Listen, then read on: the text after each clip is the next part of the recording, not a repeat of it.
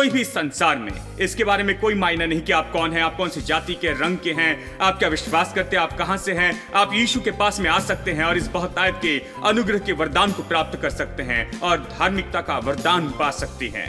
आज आप इसे पा सकते हैं। यह मुफ्त में दिया गया है। कोई सवाल नहीं है कि आप कौन हैं, आपने क्या किया है, आप कितने अच्छे हैं या कितने बुरे हैं।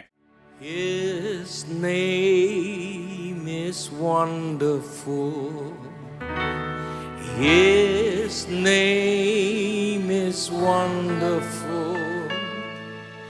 His name is wonderful.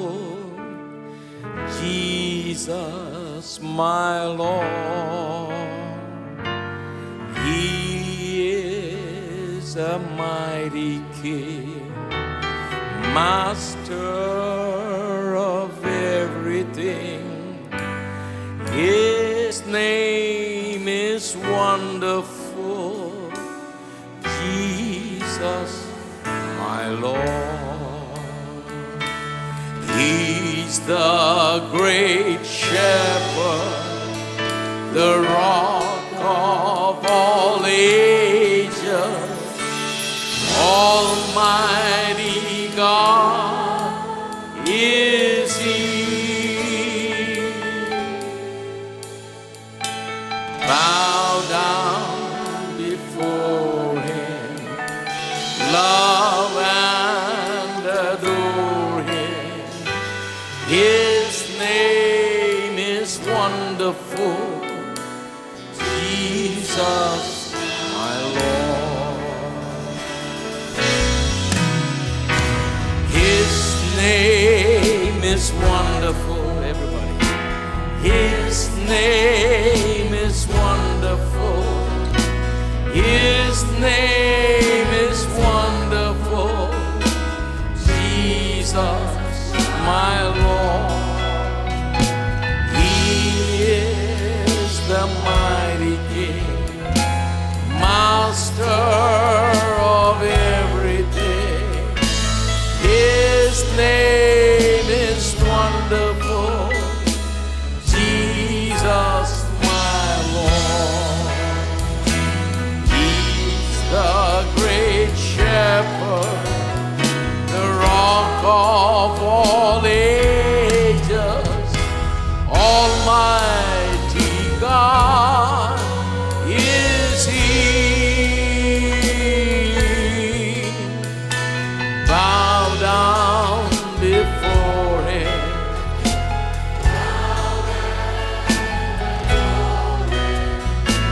His name is wonderful, Jesus, my Lord. He's the great shepherd, the rock of all ages, Almighty God is He. Bow down before Him, love and adore Him. His name is wonderful, Jesus, my Lord.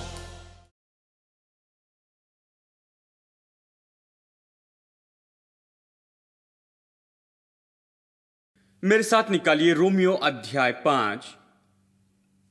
5 से आज हम वचन 8 से आगे पढ़ते हैं। परंतु परमेश्वर हम पर अपने प्रेम की भलाई इस रीति से प्रकट करता कि जब हम पापी ही थे तभी मसीह हमारे लिए मरा। अतः जबकि हम अब उसके लहू के कारण धर्मी ठहरे तो उसके द्वारा परमेश्वर के क्रोध से क्यों न बचेंगे। मैंने इसे वचन 8 से पढ़ा है क्योंकि यहां कुछ ऐसा है जिससे हमें देखना चाहिए। हम बात कर रहे हैं कि हम कौन हैं, हमारे पास क्या है और हम क्या कर सकते हैं, और ये सब शिक्षा की बहुत महत्वपूर्ण श्रृंखला है जिससे हम बस कुछ महीनों पहले शुरू किए हैं। बहुत सी उत्साहजनक शिक्षा है नई वाचा के विषय में जो हमें दी गई है। जैसे परमेश्वर ने हमें ये नई वाचा दी है।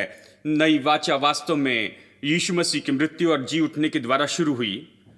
इसलिए कलीसिया के लिए पत्रियां बहुत ही महत्वपूर्ण हैं, क्योंकि अब ये कलीसिया को क्या दिया गया इस विषय में बताता है। नई वाचा के विश्वासी को सुसमाचार, अधिकांश सुसमाचार जैसे मत्ती, मरकुस, लूका और यूहन्ना सिवाय अंतिम कुछ अध्याय को छोड़ बाकी यीशु के पृथ्वी के जीवन के बारे में बताते हैं। अंतिम कुछ अध्याय बार बार यीशु के मृत्यु और जी उठने के बारे में बताते हैं, जबकि नई वाचा यीशु के मृत्यु और जी उठने के साथ शुरू हुई। नई वाचा उस बिंदु के साथ शुरू हुई, इसलिए तकनीकी रूप में जो कुछ हुआ यीशु के मृत्यु और जी उठने के पहले वो पुरानी वाचा की बात है। इसलिए मैं कहता हूं पत्रियां महत्वपूर्ण हैं, क्योंकि ये यीशु मसीह के मृत्यु और जी उठने के तुरंत बाद आती है। इसलिए हमने रोमियो की किताब से शुरू किया। प्रेरितों के काम बुनियादी रूप में इतिहास है, परंतु रोमियो हमें बताना शुरू करता है हमारे पास क्या है, हम कौन हैं और हम क्या कर सकते हैं और ये सब। और ये वसीयत के समान है जो हमें दी गई है, हमें जाकर देखना है, हमें पत्रियों को इसी तरह से देखना चाहिए। और इसलिए हम यहां पर पढ़ते हैं, पौलुस कहता है परंतु परमेश्वर हम पर अपने प्रेम की भलाई करता है कि जब हम पापी थे तभी मसीह हमारे लिए मरा। मुद्दा यह है, जब हम पापी ही थे, जब हम लोग अयोग्य पापी थे, उस समय मसीह हमारे लिए मरा। कि जबकि हम, वो तुलना कर रहा है कि हमारे लिए उसने क्या किया जबकि हम पापी थे, उसकी तुलना करता है हमारे साथ आज के साथ, फिर बहुत अधिक विश्वास के द्वारा धर्मी ठहराए गए हैं। अब ये इंग्लिश में उतना अच्छा नहीं आया है, क्योंकि ये अनुवाद करता है धर्मी ठहराना, इस शब्द का अर्थ धर्मी है। इंग्लिश में दो अलग शब्द है। धर्मी ठहराना मतलब धार्मिकता देना, और यहां धर्मी ठहराना शब्द उपयोग हुआ है।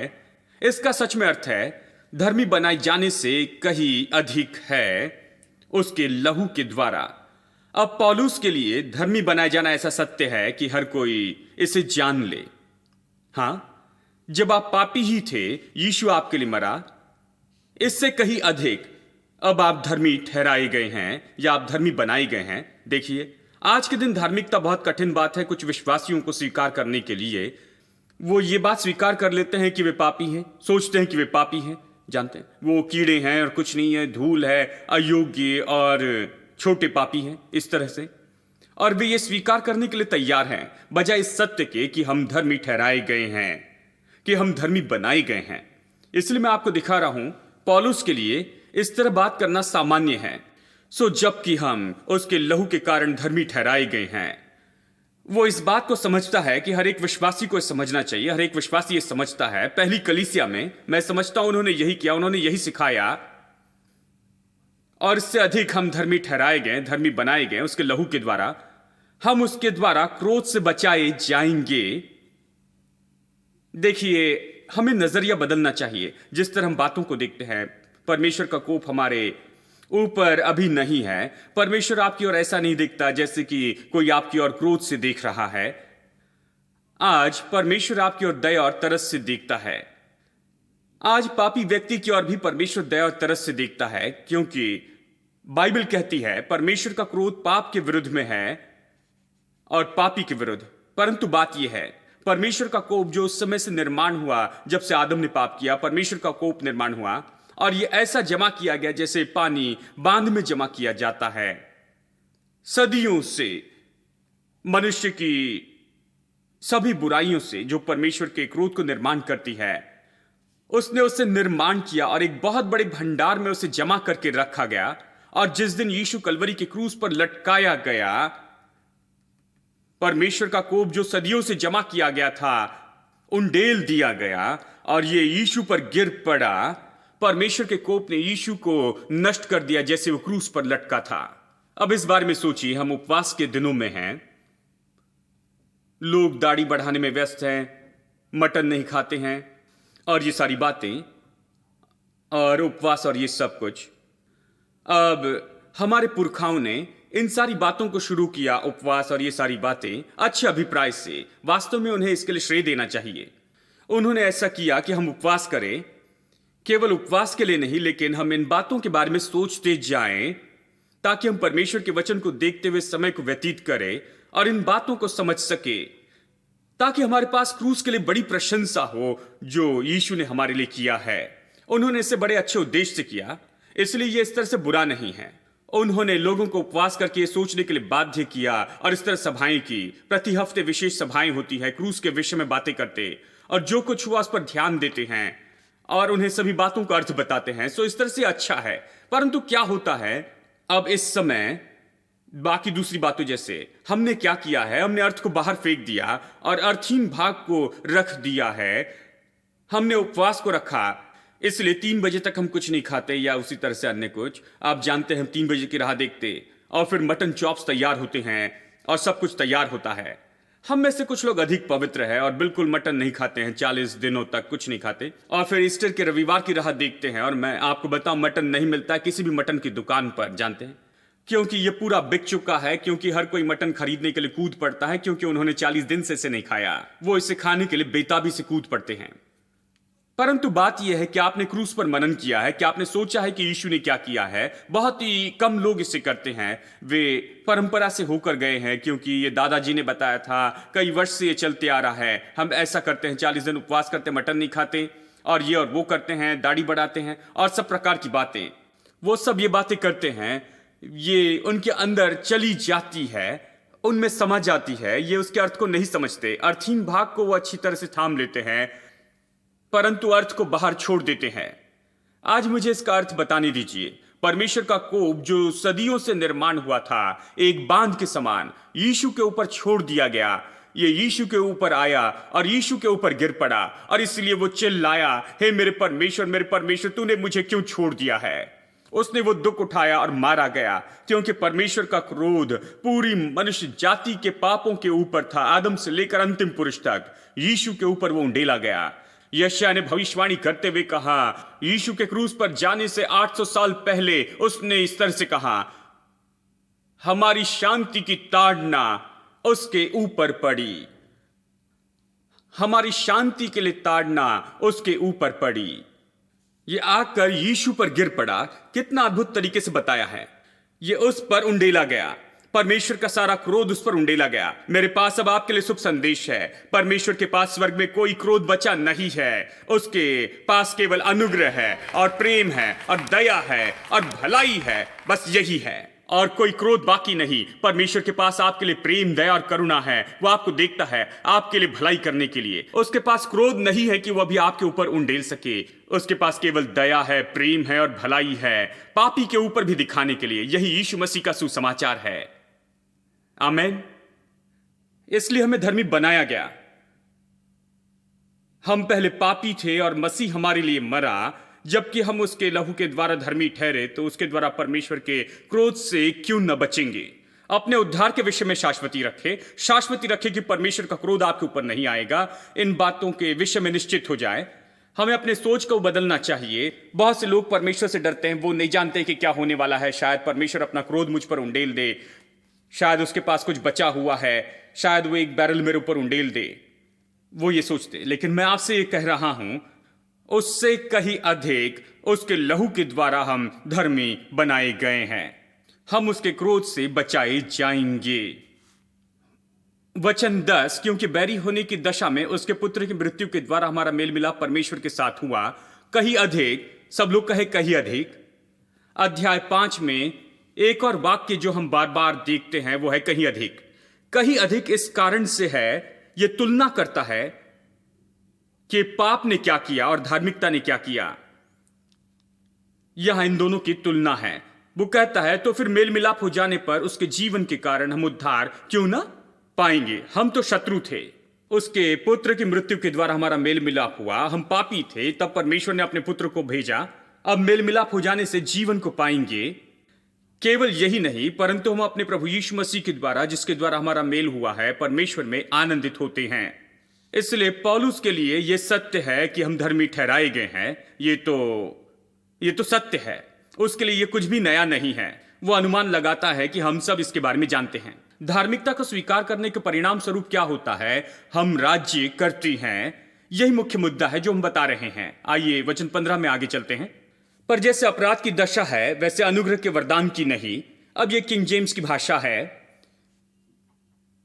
यह क्या कह रहा है, अपराध और मुफ्त वरदान दोनों एक समान नहीं है। इन दोनों बातों का प्रभाव पूरी तरह अलग है। पाप ने क्या किया, अपराध ने क्या किया। अपराध मतलब पाप ने क्या किया, यह तो एक बात है, और मुफ्त वरदान धार्मिकता ने क्या किया, यह बिल्कुल अलग बात है।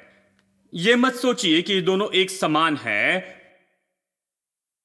पाप ने क्या किया ये एक स्तर पर है और धार्मिकता क्या करती है ये दूसरा स्तर है। ये हमेशा कहीं अधिक है, इसी के बारे में वो कहता है।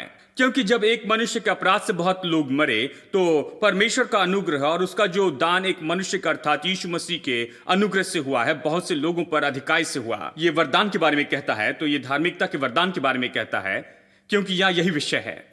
जैसा एक मनुष्य के पाप के कारण फल हुआ, वैसे ही दान की दशा नहीं। फिर से किंग जेम्स की भाषा है ये। मैं किंग जेम्स पसंद करता हूं, लेकिन कई बार ये बहुत मुश्किल हो जाता है। और दूसरे शब्दों में वो कहता है पाप का परिणाम धार्मिकता का परिणाम नहीं है। और फिर वो आगे इसके बारे में समझा कर बताता है, क्योंकि एक ही के कारण दंड की आज्ञा का फैसला हुआ, परंतु बहुत से अपराधों के कारण ऐसा वरदान उत्पन्न हुआ कि लोग धर्मी ठहरे। पाप क्या करता है? दोष लगाता है। धार्मिकता का वरदान हमें धर्मी ठहराता है, धर्मी बनाता है। वचन 17, क्योंकि जब एक मनुष्य के अपराध के कारण मृत्यु ने उस एक ही के द्वारा राज्य किया, तो जो लोग अनुग्रह और धर्म रूपी वरदान बहुतायत से पाते हैं, वे एक मनुष्य के अर्थात यीशु मसीह के द्वारा अवश्य ही अनंत जीवन में राज्य करेंगे। फिर से बहुतायत आता है, बार बार कहीं अधिक आता है। वो कहने की कोशिश कर रहा है कि परमेश्वर का अनुग्रह ये सुंदर धार्मिकता का वरदान है। यह आपके जानने से कहीं अधिक, आपकी कल्पना से कहीं अधिक देता है। यहां पर कहीं अधिक महत्वपूर्ण है, क्योंकि इस बात के विषय में कह रहे हैं। क्योंकि जब आप नहीं जानते कि इस कहीं अधिक में क्या क्या शामिल है, तो आप अपने जीवन में राज्य नहीं कर पाते धार्मिकता के द्वारा। आपको जानना है कि आपने क्या पाया, आपको जानना होगा कि आपने क्या प्राप्त किया है। इस धार्मिकता के परिणाम स्वरूप आपने क्या प्राप्त किया है। वचन 17 वर्णन करता है कि हमने बहुतायत का अनुग्रह प्राप्त किया है और ये धार्मिकता रूपी वरदान पाया है। बहुतायत का अनुग्रह, सब लोग कहे बहुतायत का अनुग्रह, कह सकता था अनुग्रह, लेकिन वो कहता है बहुतायत का अनुग्रह, क्योंकि ये यही है। धार्मिकता का वरदान बहुतायत से दोनों में है। अनुग्रह और धार्मिकता का वरदान, बहुतायत का अनुग्रह और धार्मिकता का वरदान। बहुत से लोगों को यह मालूम नहीं कि बहुतायत का अनुग्रह क्या है, और बहुत ही कम लोगों ने इसे ले लिया है। जैसे मैं हमेशा आपसे कहता हूं, बफे में भोजन करना, बफे में किसी कोने में बैठकर अगर आप खाए तो यह बहुत बुरा होगा, क्योंकि आप अपने रुपए को वसूल नहीं कर रहे हैं। आपको जाकर हर वस्तु का कुछ भाग लेना चाहिए, उसका स्वाद लेना है, फिर पूरा खाना खाना है, जो भी आपको अच्छा लगे, ठीक है। बफे में 35 से 40 वस्तुएं होती है, कभी 50 वस्तुएं होती है, और आप हर एक वस्तु का स्वाद लेते हैं क्योंकि आपने उसके लिए रुपए दिए हैं, ठीक है। आपने सोचा है कि ये अच्छा है और अच्छा है कि उसका सही उपयोग करें, आप भरपेट खाए, ठीक है। और मैं आपको बता रहा हूं कि जो कीमत कलवरी के क्रूस पर चढ़ाई गई है हमारे लिए कि हम सब वस्तुओं को प्राप्त करें जो परमेश्वर ने दी है, ये कई अधिक है जो उस बफे की तुलना में है। और उसने हमारे शत्रुओं के सामने हमारे लिए मेज तैयार की है। ये संसार में उस मेज में वो दावत देता है और परमेश्वर में उस भोज में बुलाता है। बहुतायत का अनुग्रह कुछ ऐसा है जिसे हमें समझना जरूरी है। और इसीलिए पुराने गीत में जैसे ये कहते हैं, जब मैंने अद्भुत क्रूस को परखना शुरू किया, मतलब आपको उसे खोजना है, ऐसे अच्छे से उसे देखना है, एक एक भाग को परखना है थोड़ा थोड़ा करके, और हर एक भाग को, क्योंकि इसमें बहुत कुछ उसने दिया है।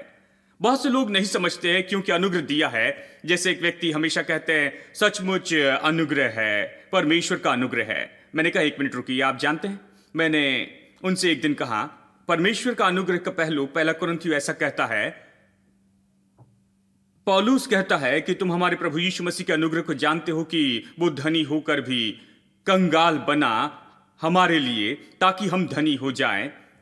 मुझे वो अनुग्रह नहीं चाहिए, कहा वो आपका प्रचार है। मैंने कहा ठीक है, इसलिए आपको ये नहीं चाहिए, आपको अच्छा केक नहीं चाहिए, आपको अच्छी चीजें नहीं चाहिए आप डाइट सेक्शन में खाना चाहते हैं, आप हल्की चीजें खाना चाहते हैं, जानते हैं, परंतु पैसा सभी वस्तुओं के लिए चुकाया गया। और वो कहता है वो सचमुच अनुग्रह है, परंतु वो बहुतायत का अनुग्रह का मतलब क्या है कि इसके और बहुत से लोग ध्यान नहीं देते, वो इसे नहीं चाहते हैं। और मैं आपको बताऊं, परमेश्वर के अनुग्रह की भरपूरी ये हमारे लिए कुछ ऐसी बात है जो ध्यान देनी चाहिए, क्योंकि परमेश्वर ने बहुत दिया। अनुग्रह की बहुतायत और धार्मिकता का वरदान हमें राज्य करने के लिए योग्य बनाता है। यदि आप राज्य नहीं करते तो इसका अर्थ है आप अच्छे बहुतायत को नहीं समझते हैं जो आपने प्राप्त किया है। हमें बहुतायत को समझना है जो हमने पाया है। समस्या यह है बहुत से विश्वासी इस विषय में नहीं जानते हैं। धार्मिकता का विषय अपने आप में नया विषय है बहुत से लोगों के लिए। आप लोगों से बातें करें और वो कहते हैं देखिए ऐसा है कि आप जानते हैं बाइबल कहती है कि हम लोग धर्मी हैं, वो कहेंगे मैं इतनी गहराई में नहीं जाता, मैं दादाजी के जमाने से चर्च में जाता हूं परंतु ये नहीं कहता कि मैं धर्मी हूं। परमेश्वर जानता मैं पापी हूं, मैं पुराना पापी हूं, अनुग्रह से बचाया गया हूं। उतने ही दूर तक वो जाते और फिर वो कहते हैं देखिए मैं सबसे अच्छी कोशिश कर रहा हूं, सबसे अच्छी कोशिश, और आशा करता हूं कि एक दिन धर्मी कहलाया जाऊंगा, और आज मैं अपने आप को धर्मी नहीं कह सकता हूं। और इसी तरह की दशा में, परिस्थिति में आज चर्च के लोग हैं। यदि आप कहें कि आप परमेश्वर की धार्मिकता है, जैसे पौलुस ने कहा धर्मी ठहराया गया, वो आपको रोकेंगे और कहेंगे आप क्या कह रहे हैं, हम धर्मी नहीं बने, हम कोशिश कर रहे हैं, पूरी कोशिश कर रहे हैं, अपनी तरफ से हर तरह से कोशिश कर रहे हैं। परंतु पौलुस ऐसा नहीं कहता है, वो कहता है हम धर्मी ठहराए गए। उसने नहीं पूछा कितनी अधिक कोशिश की, उसने नहीं पूछा कैसे बेहतर और बेहतर कर रहे हैं, नहीं, वो कहता है आप इसे प्राप्त करें, बहुतायत का अनुग्रह है, आप धर्मी ठहराए गए हैं। देखिए अनुग्रह है। चलिए मैं धार्मिकता के बारे में कहूं, धार्मिकता के बारे में कहता हूं, धार्मिकता कमाई नहीं जा सकती और इसे प्राप्त नहीं कर सकते अपने ही कामों के द्वारा, थोड़ा थोड़ा करके, और इसे विकसित नहीं किया जा सकता है, इसे कमाया नहीं जा सकता, इसे प्राप्त नहीं कर सकते अपने कामों के द्वारा, और इसे विकसित नहीं कर सकते। और चलिए सरल शब्दों में बताऊं, क्योंकि हर समय जब आप ऐसे कथन कहते हैं ये निश्चित कथन होता है और इसे समझने के लिए कठिन होता है, इसलिए हम चलिए इसे सरल शब्दों में रखें, ठोस शब्दों में। चलिए इस तरह से कहें, परमेश्वर का एक जन, एक व्यक्ति 50 वर्ष से मसीह अनुभव के साथ है या मसीह जीवन में है, नया जीवन पाया और परमेश्वर के लिए 50 वर्षों तक जिया। एक परमेश्वर का जन जो सामर्थ्य रूप में इस्तेमाल हुआ, सभी वरदानों के साथ, महिमा में सामर्थ और योग्यता के साथ, ये सब कुछ जो आए, वो अधिक धर्मी नहीं है उस व्यक्ति से जो 5 मिनट पहले उद्धार पाया है उसी परमेश्वर के अनुग्रह से। अभी मैंने जो कहा यही इसका निचोड़ है। मैंने कहा वो कमा नहीं सकते, उसे प्राप्त नहीं कर सकते, इसे विकसित नहीं कर सकते, और फिर मैंने कहा ये ठोस बनाने के लिए, ठीक है, 50 वर्षों का अनुभव, शायद ये 50 वर्षों का अनुभव हो, परंतु इसका मतलब ये नहीं कि अधिक धर्मी है, इसका अर्थ ये नहीं कि ज्यादा धर्मी है। ये व्यक्ति अधिक धर्मी नहीं उस व्यक्ति से जो 5 मिनट पहले उद्धार पाया है, अधिक नहीं और कम भी नहीं, क्योंकि धार्मिकता, वचन 17 के अनुसार धार्मिकता एक वरदान है। सब लोग कहिए वरदान है। ओ इसे कभी मत भूलिए, एक बड़ा गोल बनाइए इसके आसपास, धार्मिकता का वरदान। इसलिए जब लोग कहते हैं मैं पूरी कोशिश कर रहा हूं, मेरी पूरी कोशिश चल रही, सब बकवास से, देखिए यह धार्मिकता का वरदान है। भेंट के रूप में आप इसे ले ले, प्रभु का यह वरदान है। ऐसा नहीं कि हम इससे कमाते हैं। परमेश्वर नहीं कहता बहुत कठिन परिश्रम करो, अच्छे बनो और फिर मैं तुमको यह वरदान दूंगा। धार्मिकता का वरदान, यह वरदान नहीं, यह है मजदूरी, यह मजदूरी है, ठीक है। वरदान आता है क्योंकि कोई भेंट देने का निर्णय लेता है, चाहे कोई भी कारण हो, और वो आपसे नहीं पूछते कि आपने क्या किया और आपने क्या नहीं किया है, ये सब ध्यान में नहीं रखते हैं। परमेश्वर कहता है धार्मिकता का वरदान है ये। परमेश्वर ने उसकी दया और करुणा में और बड़े हृदय के साथ जो प्रेम उसके पास है, उसने बहुतायत का अनुग्रह उंडेलने का निर्णय लिया है और हमें धार्मिकता का वरदान देने का निर्णय लिया है मुफ्त में। किसे यह धार्मिकता का वरदान देता है? ऐसा है यदि आप अच्छे हैं तो फिर देता नहीं, वो पापियों को देता है, वो इसे अधर्मियों को देता है। इसलिए वचन 8 में पढ़ा है, जब हम पापी ही थे यीशु हमारे लिए मारा गया, इसलिए हम धर्मी ठहराए गए हैं। वो इसलिए आकर नहीं मरा क्योंकि हम बहुत अच्छे थे। वो जाकर ये नहीं कहता कि मैं सैम की देखभाल करूंगा क्योंकि वो अच्छा है, वो मुझसे अच्छा व्यवहार कर इसलिए देखभाल करूंगा। नहीं, जब मैं पापी ही था वो आया। असल में इसके पहले कि मैंने पाप करना शुरू किया, इसके पहले कि पृथ्वी पर पैदा हुआ, वो आया, मेरे लिए मरा। इसलिए मैंने जो पाप किए हैं, जो मैंने किए, जो मैंने नहीं किए, उससे मत गिनो। वो तो मेरे लिए मर चुका है, उसने इससे निपट लिया है, ठीक है। ये कहता है, यदि आप वचन 8 पढ़िए, कहता है जब हम पापी थे, जब हम अधर्मी थे, जब हम परमेश्वर के शत्रु थे, उसने ये किया। आपको और क्या अधिक चाहिए? पापी थे, अधर्मी थे, शत्रु थे, उस समय उसने ये किया। फिर वो ये वरदान किससे देता है?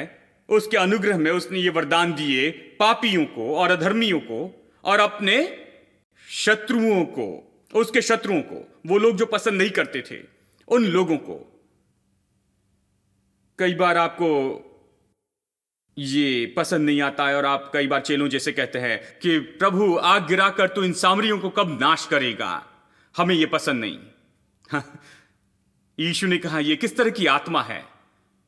कुछ विश्वासियों में अनोखी आत्मा है, उनके पास बाइबल है, उनके पास दूसरी चीजें हैं, उनके पास लेकिन फिर भी अलग आत्मा है।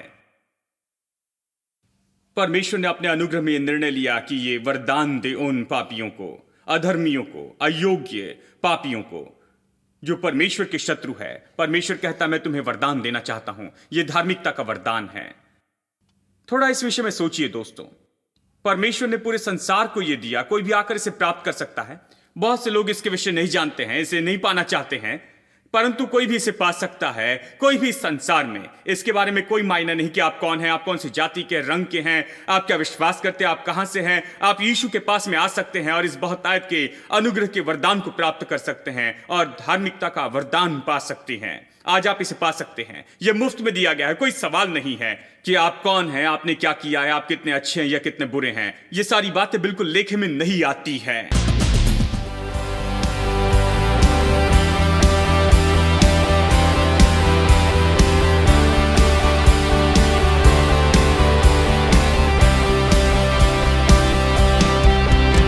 From the rising to the setting sun, His love endures forever. And by the grace of God, we will carry on. Everybody. Love